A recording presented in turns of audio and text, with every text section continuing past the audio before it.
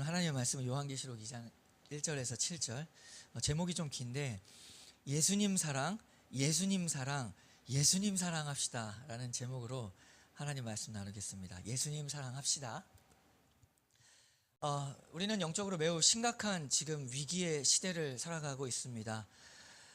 오늘날의 교회의 위기를 보면 과거에 일어난 어떤 신사참배와 같은 목숨을 내놓아라 라는 이러한 싸움이 아니라 그보다 사실은 더 무서운 너의 영혼을 내놓아라 라는 교회 내부의 부패와 타락으로 지금 우리는 씨름을 하고 있습니다. 교회는 정말 어디로 가고 있는 걸까요? 교회는 어디 가고 있습니까? 이 질문에 대한 대답은 사실 어떠한 우리가 새로운 프로그램이나 인간적인 계획, 전략에서 찾을 수 없다라는 것을 우리 모두가 알고 있습니다. 우리 모두가 다 알고 있습니다. 그 해답이 어디에 있느냐? 오직 교회의 머리 대신 예수 그리스도의 입에서 나오는 살아있고 영원한 말씀, 바로 오늘 교회를 향한 이 편지, 예수 그리스도의 편지에서 있다는 것을 알 수 있습니다. 구원과 회복, 이것이 어디에 있는가? 오직 주님께서 친히 제시하신 그 길을 걸어가며 주의 말씀을 기억하고 회개하며 예수 그리스도에 대한 처음 사랑을 회복하는 것이 우리의 살 길입니다. 이제 우리는 틈틈이 교회가 무엇인지 또 한국교회가 어디로 가고 있느냐라는 질문을 넘어서서 또 우리는 어디로 가고 있는가라는 것을 이 요한계시를 통해서 틈틈이 살펴볼 예정입니다. 그 중에서 이제 소아시아 7교회 중 첫 번째 교회인 바로 에베소 교회부터 시작을 하게 될 것입니다. 요한계시록 2장 1절을 보면은 이렇게 나와 있죠. 에베소 교회의 사자에게 편지하라. 오른손에 있는 7별을 붙잡고 7 금촛대 사이를 거니시는 이가 이르시되. 이 말씀에서 지금 그 거니시는 이가 7별을 붙잡고라는 표현이 나옵니다. 붙잡고 있다. 교회와 그 지도자들인데 7별은 예수님이 그 오른손으로 절대적인 통치와 보호로 교회를 붙잡고 있다는 사실이 먼저 드러야 합니다. 교회를 붙잡고 있는 것은, 교회를 지탱하고 있는 것은 예수님이다 라는 것이죠. 그래서 교회는 사람으로 이루어져 있지만, 사람으로 이루어졌지만 교회는 사람 위에 사람이 없는 것입니다. 머리 되신 분은 오직 예수 그리스도고 다 동일한 지체라는 것이죠. 그러나 교회는 사람 위에 예수님이 있습니다. 교회의 최종적인 권위, 교회의 최종적인 영광은 오직 예수 그리스도입니다. 말씀을 전하는 설교자나 혹은 목사님이 절대로 어떤 높은 위치에 있어서 무언가 성도에게 명령할 권위가 있다라고 생각하는 것은 착각입니다. 그런 거 없습니다. 교회의 어떤 사람도 다른 사람의 인생에 대해서 판단할 권위가 없습니다. 교회란 그런 것이죠. 우리가 모두 다 영적으로 같은 평면 위에, 우리는 같은 평면 위에 서 있는 사람들입니다. 그런데 차이는 있습니다. 같은 평면 위에 우리가 다 서 있지만 어떤 사람은 먼저 걸어간 사람이 있고, 먼저 그 길을 걸어간 사람이 있고 뒤늦게 오는 사람이 있다라는 차이는 있지만 모두 다 같은 평면에 있습니다. 어떤 사람도 저기 위에 산에 올라가서 다른 사람을 내려다보면서 이래라 저래라 할 수 있는 사람이 교회에는 없습니다. 그렇게 말할 수 있는 분은 오직 예수 그리스도입니다. 그런데 설교자는 때때로, 목회자는 그런 말을 하죠.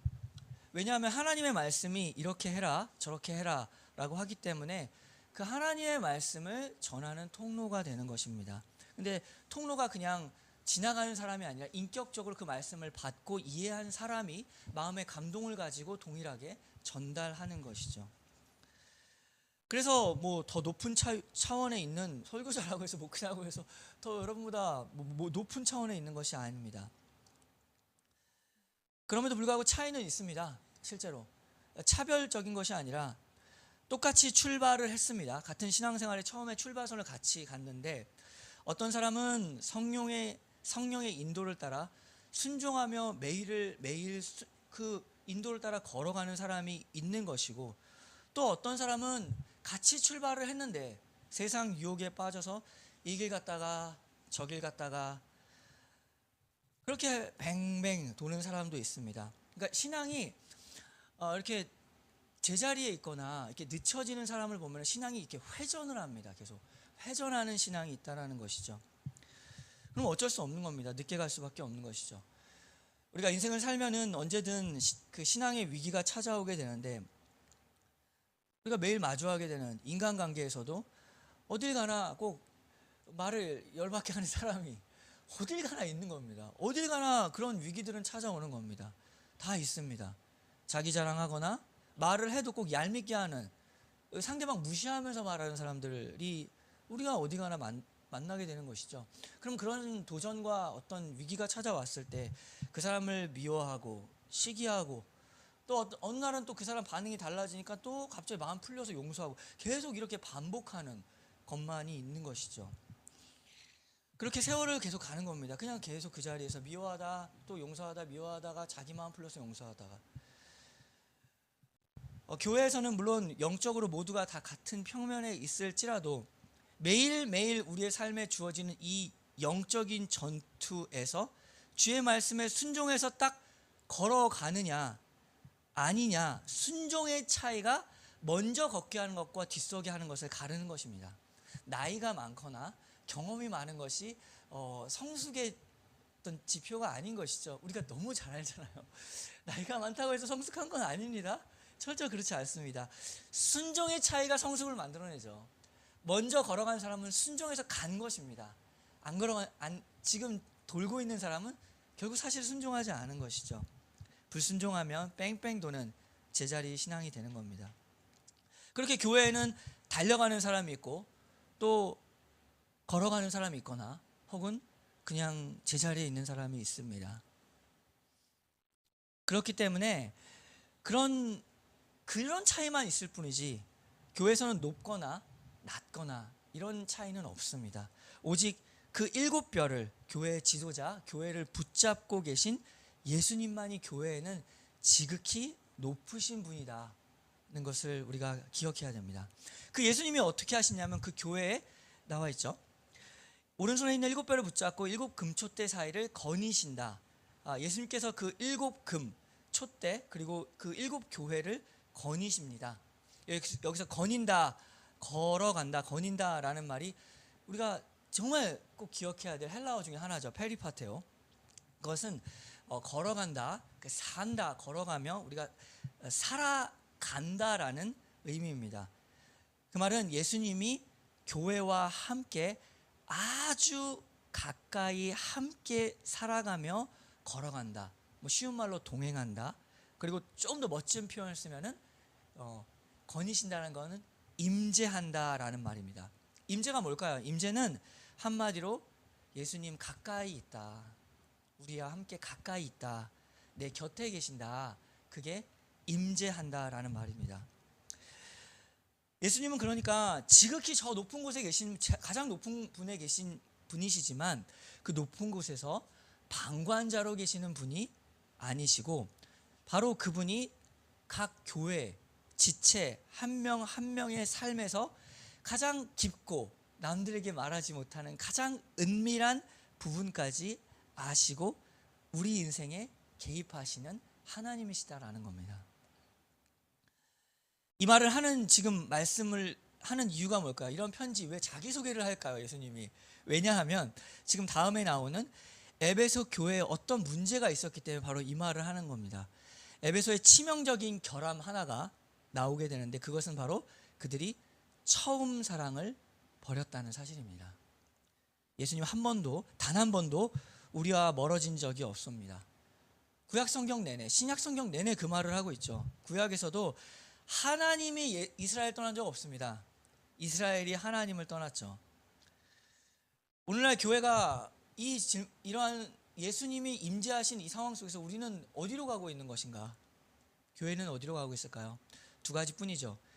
예수 그리스도를 떠나거나 예수 그리스도께, 이미 가까이 오시는 그 예수 그리스도께 우리가 가까이 가는 것, 이렇게 방향이 달라지는 겁니다. 그러나 정작 더 큰 문제가 뭘까요? 우리가 이게 신앙생활하면서 부딪히게 되는, 자주 만나게 되는 사건입니다. 자기는 예수님에게 가까이 간다고 하면서 말은 그렇게 하는데 점점 더 멀어지는 사람들이 있습니다. 이것이 참 중요한 문제인데 이 현실적인 고민입니다. 이것이 어떤 문제와 연결이 되냐면, 오늘날 우리는 어느 교회를 다니고 있는가 라는 이 질문이 나타나는 겁니다. 우리는 어느 교회를 다니고 있는가. 많이 쓰는 비유죠. 열차나 비유를 많이 씁니다. 대전에서 부산 가려면 부산행 KTX를 타야 되죠. 그런데 이 사람은 실수로 잘못해서 서울행을 탔습니다. 그런데 자기는 지금 부산 가는 줄 알고 첫 번째 칸에서 끝번째 칸까지, 마지막 칸까지 부산을 향해서 걸어갑니다. 기차 안에서. 그러면 그 사람은 자기는 지금 부산을 향해서 걸어가는 방향, 북쪽으로 지금 걸어가고 있지만 그 기차는 어디로 가냐면 서울로 가는 겁니다. 우리가 많이 쓰는 비유죠. 배도 마찬가지고. 이렇게 배교의 시대에 그 자체가, 열차가 그 안에서 나는 뭐 애를 쓰고 부산으로 가지만 그 열차 자체가, 그 배 자체가 떠밀려가는 교회가 있습니다. 실제로. 그럼 그 안에 서서 나는 계속 부산으로 옳은 길을 간다라고 하지만 전체가 다 그렇게 가버리면 그건 어쩔 수 없는 겁니다. 그런 교회가 참 많은 것이죠. 뭐 너무 많아서 지금은 비판할 것이 있는가, 이 정도로 생각됩니다. 전 세계적으로 이미 동성애로 넘어간 교회 너무 많습니다. 너무나 많죠. 절반 이상입니다. 지금 우리가 이걸 와닿지 못할, 한국 교회라서 와닿지 못하지만 해외에 나가보시면 눈으로 그걸 보게 됩니다. 너무 심각합니다. 동성애, 자유주의 신학, 이름만 교회지 넘어간 교회들이 너무나 실제로 지금 많이 있습니다.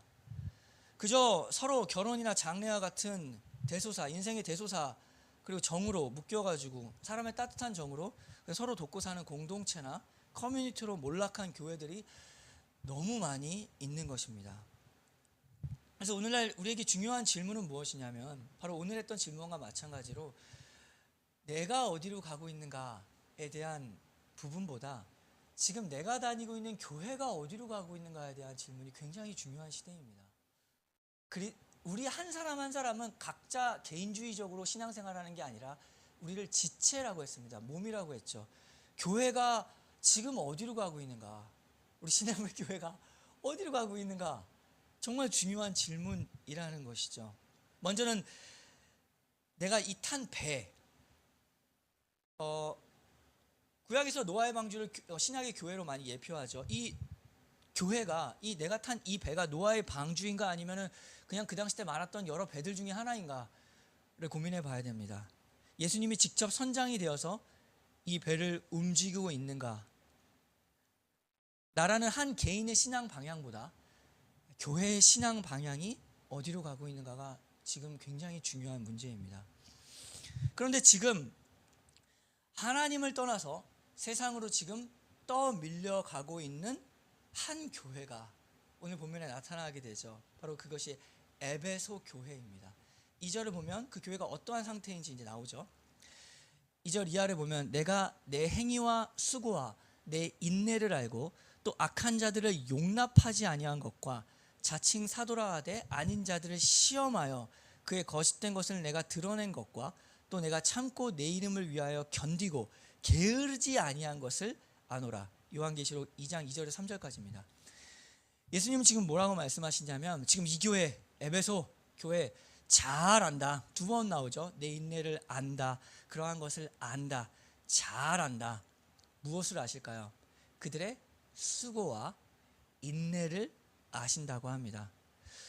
수고라는 말을 썼습니다. 수고는 그냥 일 열심히 했어, 이 정도가 아니라, 우리가 인사치레를 하듯이 야 수고했어. 예수님이 그렇게 인사치레하는 분이 아니죠. 정말 에베소 교회 수고 많이 했습니다. 진짜 수고 많이 했다라는 거죠. 수고했다. 힘들게 해냈다. 어떻게 그 일을 했냐? 해냈다. 어려운 거 다 해냈다. 그리고 애를 썼다. 어떤 문제에 대해서 애를 썼다. 그리고 게으르지 아니한 것 알죠? 이 사람들 열심인 사람입니다. 게으른 사람이 아니었죠. 그리고 또 수고를 알고 또 한 가지, 인내를 알았다고 했습니다. 인내란 그냥 가만히 있는 체념이 아니죠. 인내는 보통 어려운 일이 아닙니다. 체념이 아닌 것이 반대가 인내죠. 인내는 적극적으로 버티는 겁니다. 어떠한 엄청난 압박 아래서도 진리를 위해서 적극적으로 이를 악물고 버티는 것이 인내자요. 그들이 어떤 인내를 했냐면 거짓 교사들 시험했다라고 합니다. 여기서 시험한 것은 그 법정에서 증인 신문하듯이 자료를 찾아서 그 근거와 반박할 거리들을 찾아서 그들에게 그 시험했다, 검증했다라는 겁니다. 진리를 위해 성경의 기준으로 거짓 사도들의 가르침을 철저히 시험하여 그의 거짓됨을 다 밝혀냈습니다. 그냥 다 이것이 보통 수고가 아닌 것이죠. 진리를 위한 치열한 전투를 했다랍니다. 이 에베소 교회가. 그 와중에 사탄의 공격이 시작되는데, 사탄은 교회를 공격하는 언제나 첫 번째 플랜 A가 무엇이냐면 하나님의 말씀을 희석하고 또 왜곡하며 부정하는 것입니다. 그래서 세상 입맛에 맞는 기독교를 만들어내는 것이죠. 말씀을 왜곡합니다. 우리에게 주어지는 도전이죠. 살아보니까 그게 꼭 그렇지는 않던데라는 겁니다. 말씀대로 그렇게 살아보니까 꼭 그렇지만 않더라. 뭐가 또 필요하더라. 세상 지혜도 필요하더라. 그런 종교 만들어낸 것이죠. 순종하지 꼭 않더라도 어느 정도 살게끔 합니다. 그러나 에베소 교회는 이렇게 대충 넘어가지 않았습니다. 진리가 무엇인지, 말씀이 무엇인지를 철저하게 밝혀냈죠. 대단히 수고한 겁니다. 그런데 4절을 보면 한 가지가 드러나게 되는데, 4절에 그러나 너를 책망할 것이 있나니 너의 처음 사랑을 버렸느니라. 이렇게 열심인 사람들이 처음 사랑을 버렸다라고 되어 있습니다.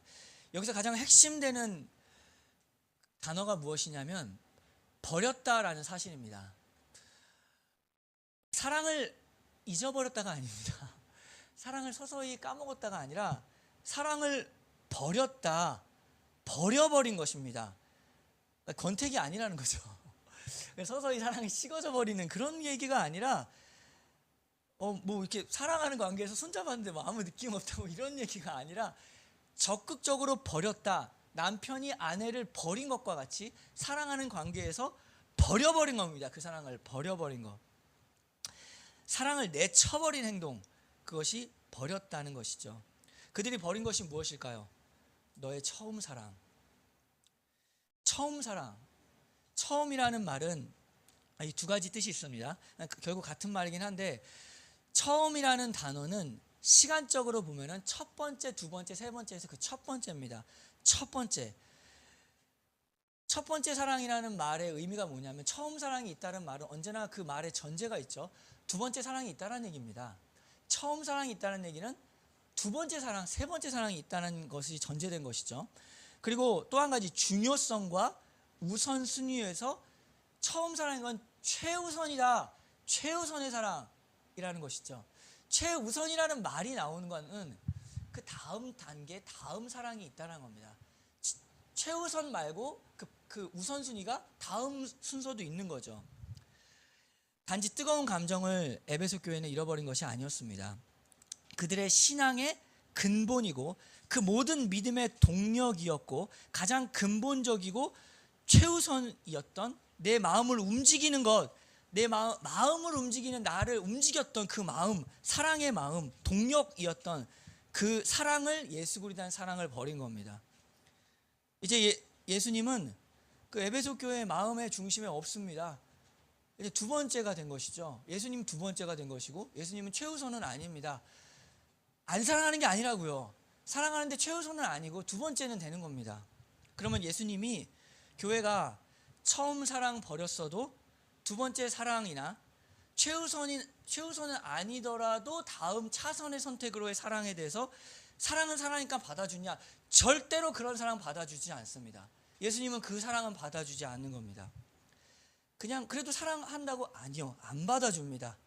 두 번째 사랑 필요 없다라고 하시고, 다음 순위로서의 사랑 필요 없다라고 예수님께서 말씀하십니다. 사실 모든 인격적인 관계가 그렇죠. 나는 너를 두 번째로 사랑해. 의미 없는 말입니다. 그런 사랑은 받아주지 않는 겁니다. 모든 인격적인 관계에서 사랑은 하나뿐이고 최우선이어야지 다음 사랑 그런 거 두 번째 사랑 없습니다. 우리가 예수님을 어떻게 대하고 있는가? 인격적인 관계로 우리가 예수님을 만나고 있는가? 근본적인 질문이 여기 나타난 것이죠. 마귀의 두 번째 플랜 B가 뭐냐면, 첫 번째 공격 실패하면 두 번째 공격이 시작되는데 마음을 부패시키는 겁니다. 마음을. 진리를 향한 열심을 갖게 하지만 그것은 차가운 율법주의로 만들어버립니다. 나의 마음이 진리를 향해서는 얼음처럼 투명하지만 내 마음의 상태가 얼음처럼 그냥 차가워버리는 겁니다. 투명하지만 차가운 사람 되는 겁니다. 교회 안에서 이제 옳고 그름의 전쟁이 시작됩니다. 두 번째 공격이 시작되죠. 교회가 왜 모였는가? 무엇을 위해 우리가 존재하는가? 라는 질문은 사라지게 되고, 그 싸움 속에서 우리는 무엇을 반대하는가? 그리고 너는 어느 편에 서 있는가? 라는 질문으로 자기를 재정의하기 시작합니다. 처음에 우리가 모인 이유를 넘어서서 너는 어디에 있느냐로 정의를 하기 시작하는 것이죠. 예수 그리스도를 향한 처음 사랑이 있던 그 나의 마음의 자리에 이제는 자기가 옳다는 교만이 바꿔치기 된 겁니다. 눈에 보이는 진리의 전투에선 승리했지만 보이지 않는 영적인 전투, 마음을 지키는 것, 무릇 생명이 여기에 있나니 마음을 지키는 것에는 완전히 패배하고 말아버린 것입니다. 바로 이 모습이 오늘날 교회의 모습을 비추는 고통스러운 거울이 됩니다. 청년들이 교회를 많이 떠난다고 하는데 사실 청년들뿐만 아니라 지금 많은 사람들이 다 교회를 떠나고 있습니다. 실제로 많이 줄었죠. 그래서 들을 말이 있습니다. 떠나는 이유에 대해서. 왜 떠나냐? 사실 말씀 어려워서 떠난다는 사람이 거의 없습니다. 말씀이 어려워서라거나 너무 보수적이다, 말씀이 그래서 떠나는 게 아니라 설교가 지루해서 떠나기보다는 근본적으로 교회가 예수 그리스도에 대한 처음 사랑, 참된 사랑이 사라졌기 때문이죠. 교회가 예수 그리스도를 사랑하는 게 아니라 돈 사랑하기 시작했고 사람 사랑하기 시작했습니다. 그리고 건물 인테리어 사랑하기 시작했죠. 다 두 번째 사랑이 돼버린 겁니다. 다음 순위의 사랑, 그곳에 예수 그리스도의 임재가 없습니다. 그걸 받아들이지 않으니까 예수님 그리스도의 임재가 없고 하나님이 함께 하시지 않으면 구원의 능력이 없죠. 예수님이 있어야 능력이 있을 거 아닙니까? 근데 두 번째 사랑하는 그런 곳에 어떻게 예수님이 있겠습니까? 능력이 없는 교회. 이러한 상황 속에서 바로 에베소 교회를 포기하지 않으시고 예수님께는 다시 찾아오셔서 이렇게 편지를 쓰는 겁니다. 에베소 교회 5절 이하죠. 무엇이라고 되었냐면 5절 이하를 보면 또 그러므로 어디서 떨어졌는지를 생각하고 회개하여 처음 행위를 가지라. 만일 그리하지 아니하고 회개하지 아니하면 내가 내게 가서 내 촛대를 그 자리에서 옮기리라. 포기하지 않는 하나님께서 이렇게 편지를 씁니다. 회복을 위해 세 가지 아주 단호하고 정확한 명령을 내리시죠. 첫 번째가 뭐냐면 어디서 떨어지는지를 생각하라 라는 말입니다. 생각하라. 이게 그 헬라어로 메네오인데 사실 조금 더 그 생각하라는 말이 구체적으로 다가오는 것은 그 뜻이 원래는 기억하라, 리멤버입니다. 기억하라. 마귀는 계속 이렇게 말하죠. 괜찮아, 너 정도면은 다른 사람에 비해서 너 정도는 신앙생활 잘하고 있잖아. 그 정도는 다 하고 있어. 괜찮아. 너만 그런 건 아니야. 지금 세상이 다 그래. 말씀을 그래서 자꾸만 세상 그 말씀에 맞다고 하다 보니까 하나님의 말씀을 기억하지 못하게 합니다. 주님 내게 말씀하셨던 것이 있는데 기억이 안 나게 하는 거죠. 생각하라고 합니다. 잠깐 스쳐 지나가는 생각이 아니라 나를 사랑으로 하셨던 그 말씀, 그 사랑의 말씀들 어디 갔는가 의식적으로 지속적으로 기억하라. 그 말씀을 기억하라. 나를 움직였던, 나를 사랑했던 그 처음 하나님의 말씀을 기억하라. 그리고 두 번째가 나오죠. 회개하라. 지금 당장 회개하라. 미루지 말고 지금 회개하라. 회개하라 라고 말씀하십니다. 그리고 세 번째가 처음 행위를 가져라 라고 말합니다. 나중에 하지 뭐 옆 사람 보니까 뭐 큰일 안 나도만 잠깐 교회 안 다녀도 뭐 그렇게 큰일 안 나도만 이렇게 계속 말하죠. 잠깐 있다가 가면 돼. 죄가 사람의 실수 정도이지 이것이 하나님을 떠나는 것임을 생각하지 못하게 합니다. 그냥 후회 정도만 하게 하는 거죠. 회개하려는 결심, 그 결심에 따라 하려는 실천들, 행동들, 그 사이를 갈라놓습니다. 결심과 행동을 갈라놓는 거죠. 결심은 했는데 움직이지는 않는 그 사이를, 그 갭을 벌려놓는 것입니다. 그러니까 아무런 열매도 맺지 못하게 하는 것입니다. 그러나 지금 말하죠. 지금 당장 처음 행위를 가져라. 해라라는 말입니다. 해라. 결심한 대로, 지금 너의 마음을 움직였다면 결심한 대로 해라라고 말씀하시는 것이죠. 이 세 가지 모두 뭘까요? 지금 어떤 상황이냐는 겁니다. 지금 이 상황은 즉각 처리해야만은, 지금 눈을 떠라, 응급 상황이다. 나중에 미룰 수 있는 상황이 아니다. 지금 실로 꼬매야 되는데 나중에 꼬맬게요. 할 수 있는 상황이 아니다. 지금 응급실에 있다라는 얘기를 하는 거죠. 지금 여기가 어딘지를 말하는 겁니다. 예수 그리스도의 사랑 없는 거, 이거 정말 심각한 위기다. 영적으로 큰 일이다 라는 것을 말합니다. 그렇지 않으면, 그렇게 하지 않으면 내가 내 촛대를 옮기리라. 이거 엄청난 말이죠.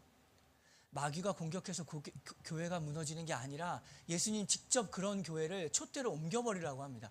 마귀에서 무너지는 교회 아닙니다. 예수님이 그 촛대로 옮겨버리겠다라고 지금 말씀하신 겁니다. 교회의 존재 이유가 무엇이냐? 사랑 잃어버리면, 예수 그리스도의 사랑 잃어버리면 존재 이유가 없다. 생명이 없다. 죽은 교회다. 예수님께서는 사랑이 없는 교회, 처음 사랑 잃어버린 교회, 예수님의 도구로 사용하지 않으신다라는 겁니다. 마귀가 무엇을 하냐면 우리가 예수 그리스도를 향한 첫사랑의 그 감격과 첫사랑의 헌신과 우리가 예수님 따라가기로 했던 그 모든 결단들을 다 잊어버리게 합니다. 내가 무엇을 잊어버리는지 그것도 잊어버리게 합니다. 다 잊어버리게 해서 결국 되찾지 않게 하려는 겁니다. 그리스도께서는 생각하라, 기억하라, 이것을 말씀을 통하여 우리의 지금 상태를 진단하라고 말씀하십니다. 영적 전쟁에, 이러한 영적 전쟁을 통해서 결국 궁극적인 마귀의 궁극적 목표가 뭐냐면 생명이 없는 교회를 만드는 겁니다. 생명이 없는 신앙생활을 만드는 거죠. 죽은 신앙생활. 생명이 있다라고 하나 능력이 아무도 없는 것. 경건의 모양은 있지만 경건의 능력이 없는 것을 만드는 겁니다. 사탄이 이 땅의 촛대들을, 교회를 끄는 게 아니라 회개하지 않으면 예수님이 끄신다라고 말씀하십니다. 그 촛대를 옮길 것이다. 이렇게 경고하신 것. 우리가 이 말씀을 들어야 됩니다. 들어야 합니다. 7절을 보면 귀 있는 자는 성령이 교회들에게 하시는 말씀을 들을지어다. 이기는 그에게 내가 하나님의 낙원에 있는 생명나무의 과실을 주어 먹게 하리라. 이기는 그에게, 이기는다라는 것이 과거형이 아니죠. 이겼던 자에게가 아닙니다. 한 번 이기고 다음에는 지는 사람들 얘기하는 게 아니라 참된 신자는 이기는 삶을 삽니다. 그게 성도의 정체성이죠. 우리는 마귀와의 싸움을 할 때 어떤 나에게 도전이 오고 유혹이 올 때 이 생각을 꼭 이것을 기억해야 합니다. 요한계시를 통해서 우리는 승리를 하기 위해서 싸우는 게 아니라 승리했기 때문에 지금 싸우는 겁니다. 승리하려고 싸우는 게 아니죠. 이기는 자, 예수 그리스도의 승리, 십자가의 부활과 승리로 인하여 승리했기 때문에 지금 남아있는 영적인 전투를 하는 겁니다. 승리를 위한 싸움이 아니라 승리했기 때문에 지금 싸우는 겁니다. 이긴 자로서, 이기는 자, 그것이 참된 신자의 정체성이죠. 이긴 자라는 겁니다. 이 말씀을 붙잡아야 됩니다. 그렇기 때문에 우리는 이 승리, 예수 그리스도의 승리를 붙잡고 있기 때문에 우리가 흔들리지 않습니다. 기억해야 되죠. 이미 승리한 자라는 것을. 지금 우리에게 하시는 말씀 우리가 들을 기가 있는가? 왜 첫사랑을 회복하기 위해 몸부림치지 않는가? 하나님이 낙원에서 영원한 생명을 주시고 우리에게 참된 기쁨을 주신다. 행위로 구원을 얻는다는 의미 절대 아니죠. 이기는 자들, 구원받은 자들이며 그들의 삶이 이기는 삶으로 증명될 것이다. 주 예수 그리스도께서 성령님께서 그렇게 보장하는 삶을 살 것이다. 생명나무의 열매를 먹게 될 것이다. 이 약속이 우리의 모든 싸움, 우리가 매일 만나는 일상에서 만난 모든 영적인 전투의 씨름 속에서 가장 근본이 되는 믿음입니다. 이러한 회복은 사실 우리가 회개하거나 예수 그리스도를 기억하거나 그 말씀을 기억하는 것은 우리의 힘으로 되는 것이 아니라 성령의 역사로만 가능합니다. 왜냐하면 회개에 대해서 죄가 무엇인지, 죄에 대한 책망, 그리고 깨달음을 주시는 분이 누구시냐? 그분이 바로 성령님이시죠. 기억할 수 있도록 우리의 모든 가르침을 생각나게 하시는 분이 바로 성령님이십니다. 기억나게, 모든 말씀을 기억나게 하시는 분. 그래서 우리가 하나님 앞에서 하나님의 뜻대로 행하도록, 선한 일을 행하도록 능력 주시는 분 역시 성령님이십니다. 성령님께 순종할 때 하나님의 약속이 우리에게 주어집니다. 다시 7절을 보면은 귀 있는 자는 성령이 교회들에게 하시는 말씀을 들을지어다. 성령의 역사로 우리가 하나님의 말씀을 듣는 것이죠. 말씀하시는 분은 성령이시다. 그분의 음성을 듣는 것이 이기는 삶입니다. 승리가 우리의 힘으로 얻어지는 것이 아니라 성령으로 얻어지는 것. 무릇 하나님께로부터 난 자마다 세상을 이기느니라. 세상을 이기는 승리는 이것이니 우리의 믿음이로다. 이 믿음 성령이 주시고 또 성령께서 우리에게 승리로 인도하십니다.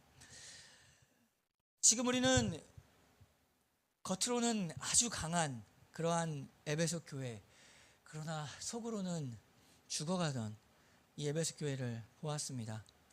그리스도를 위해서 분주하지만 정작 그리스도에 대한 사랑을 잃어버렸습니다. 예수님께서 에베소 교회에 던지셨던 질문이죠. 너의 처음 사랑은 어디 있느냐? 한국교회의 역사를 보면 열심히 했습니다. 다 진심이었고 열심히 했습니다. 그러나 오늘날 그 열심이었던 한국교회, 그리고 바로 우리에게 질문하는 것입니다. 너의 처음 사랑이 어디 있느냐? 우리에게도 물으십니다. 우리의 수고가 무엇인가? 예수 그리스도에 대한 사랑의 발로로 움직였던 행위인가? 아니면 고통스러운 노동인가? 주를 사랑하는 행위인가? 아니면 내가 무언가를 증명하려는 노동이었는가를 생각해 보시기를 바랍니다. 부흥하는 길 분명합니다. 타협할 것이 없습니다. 어떤 새로운 프로그램이 아니라 하나님의 말씀이죠. 그렇기 때문에 우리는 5절의 말씀처럼 어디서 떨어졌는지를 생각하고 회개하여 처음 행위를 가져야 합니다. 어디서 떨어졌는가? 그리고 상하고 통회하는 심령으로 회개하라. 사랑의 처음 행위, 돌아가라. 무릎 꿇고 성령의 도우심을 구해야 됩니다. 주님, 우리 마음에 하나님의 사랑을 부어주시옵소서. 진리를 굳게 붙들 뿐만 아니라 주 예수 그리스도를 향한 사랑에 굳게 붙들린 교회 되게 하여 주시옵소서. 사랑으로, 믿음으로 이기는 자, 주께서 주님 다시 만날 그날에 잘했다, 충성했다 라고 칭찬 듣고 하나님의 낙원에서 생명나무의 그 열매, 기쁨의 열매, 영원한 열매를 맺는 우리 교회가 되기를 바랍니다. 함께 기도하겠습니다.